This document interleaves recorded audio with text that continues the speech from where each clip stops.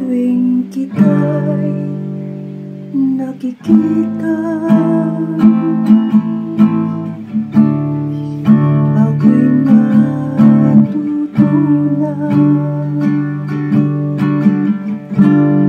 Parang ice cream na pinag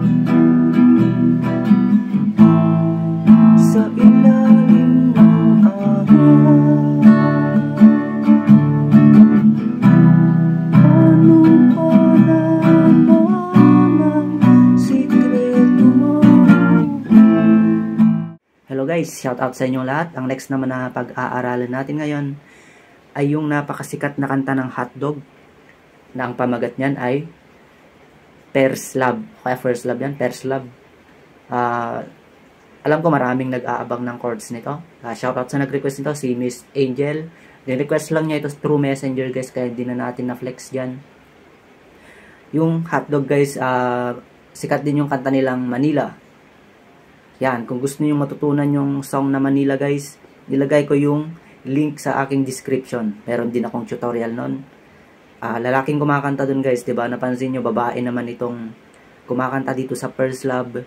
Meron din kasi silang babaeng vokalista guys. Tulad din sa bandang Freestyle. Kung merong Jinky Vidal ng Freestyle, meron ding Ella Del Rosario ang Hotdog. Kaya simulan na natin guys.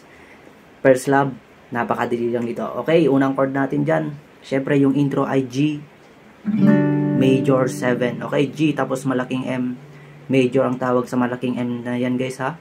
Pag maliit naman minor. Okay, G major 7, ituturo natin. Itong middle finger nyo sa base ng G, 6th string, 3rd fret. Tapos yung ring finger nyo, 2nd string,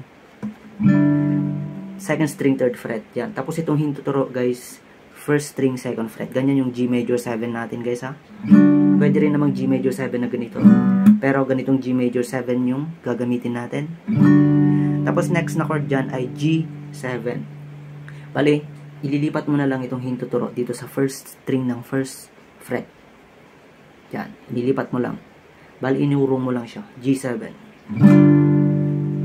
Next chord A minor. Then D. Ganyan lang yung intro niya guys. 4 chords lang, ganito kung paano siya tugtugin. Tigi isang strum yung G major 7 at G7, ganito. Then lipat. Then A minor. Yung A minor naman, down, down, up, up, down, down, down, up. Then ganun din sa D, down, down, up, up, down, down, down, up. Okay, ganun. Buuin natin yung intro niya.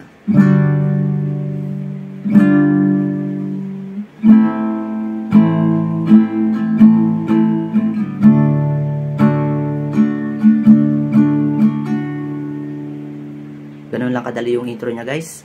Then, dadako tayo sa kanyang verse. Ganito yung verse niya. Parang ganun din sa intro. Dinagdagan lang natin siya ng mga chords. Pasensya na nga pala kayo guys sa audio natin ha. Kung medyo may naririnig kayong ulan, bumabagyo kasi dito guys. Kaya, kayo na lang mag-adjust sa audio natin. Okay? Ang mahalaga dyan, naituro ko yung mga chords ng kantang ito. G major 7 dyan. G7. Nakikita A minor yan. D. ako'y na Balik G major 7. tutunan. Okay. Yun yung unang line, di ba? Tapos G7. Yung parang ice cream na nabilad. Parang Ililipat mo agad dyan sa B minor. ice cream na Then E minor. binala A minor. sa ilalim ng D. Ganun lang kadali yung verse niya guys. Ulitin natin. tuwing kita'y nakikita. Ako'y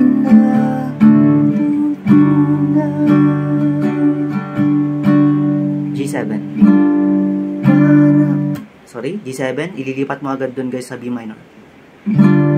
Parang ice cream na pila sa ilalim ng araw. Okay, nakuha nyo na ba guys? Ang next na doon ay yung refrain. Yan, pakita natin yung mga chords ng refrain. Refrain yan guys ha, hindi yan ref na ano. Ito yung chords ng refrain. C major 7. Yung C major 7 guys, madali lang. Parang C lang yan, inalis ko lang yung hint tuturo. Ganyan. C major 7. Next chord, B minor. Okay, tugtugin ko muna, ganito.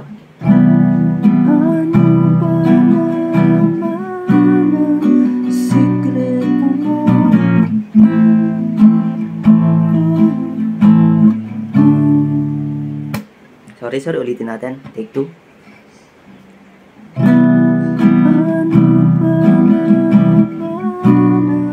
Sikreto mo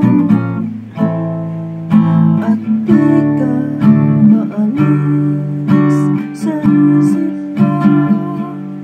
Okay, yun muna yung unang ituturo natin guys. Yung unang line, C major 7. B minor. Tapos, meron tayong dadaanan na chords guys. Diba naka B minor position yan? Yan. Dinala mo sa first fret. Parang B flat minor ang chord na yan. Patungong A minor yan. Hindi ko na lang nilagay yung B flat minor guys. Pero daanan nyo lang naman siya. Ganon. Patungong A minor. Okay, nakuha guys. Ulitin natin. Ano pa naman ang sikreto mo? Then D. G major 7. Please, G7. sa isip ko. Then babalik ka sa C major 7. Ano bang C minor. Yung C minor guys, parang B minor lang yan. Pero dito sa third fret. Okay? Second line. ano bang gayuma ang gamit mo? Then A minor. At masyado D. patay sa'yo. Ganun lang yung refrain niya guys. Buuin natin para mas malinawan kayo ng mabuti. Ano ba naman ang sikreto mo? At di ka mamalis sa isip ko. Ano bang gayuma ang gamit mo? At masyado akong patay sa'yo. Doon sa part ng D, isang strum na lang doon guys. Bali nag-break ka doon. Nag-pause ka, tumigil ka sa D. Kung patay sa'yo. Okay. Next doon, chorus. Ganito. Di na magkatulong. Di pa nakakain. Tagyawan sa iyo. Pati na sa pisngi. Sa naiisip sa'yo. Sa'yo dumadami.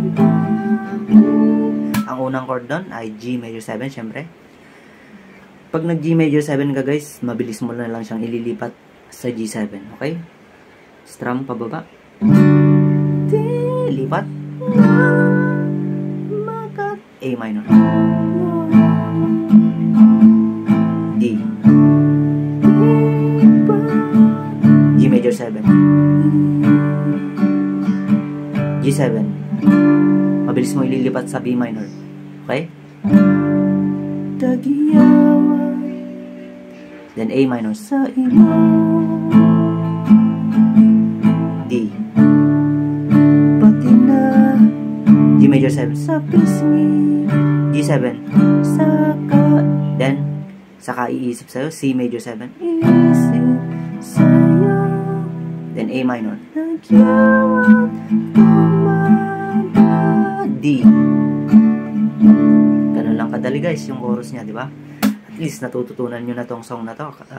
Kung di ako nagkakamali, ako yung unang magtuturo niyan sa YouTube guys. Kaya kung nagustuhan nyo naman, pwede nyong i-like, tapos pindutin nyo na rin yung subscribe guys. Tapos yung bell on na rin. Okay? Maraming salamat po.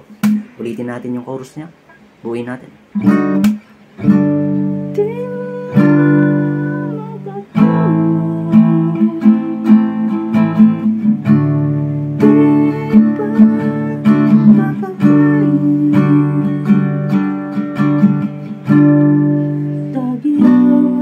sa iyo, pati na sa piso, sa pag-iisip sa'yo, kagyawan dumadabi. Okay, second verse na doon guys. Same chords. Tugtugin na lang natin. Doon sa unang verse, same chords sila guys. Tuwing kita'y nakikita, ako'y natutunan. Tuwing daan sa harap mo, puso ko'y dumuduwa. Okay. Pagkatapos nun guys, outro na yon, yung Kailan ba kita makikilala? yun. Bale, yun yung outro natin guys ha. Matatapos na kasi doon. Ganito yung kung paano tugtugin yung outro niyan.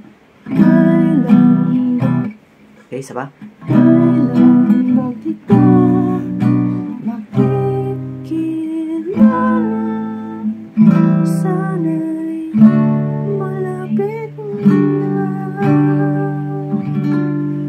malapit na. Unang chord doon, C major 7.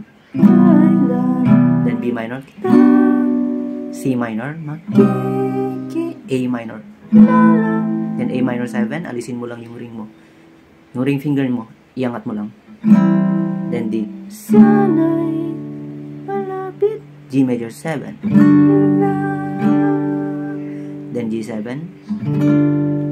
malapit babalik ka sa G major 7. na. Ganun lang guys. Tapos na yung song na yun.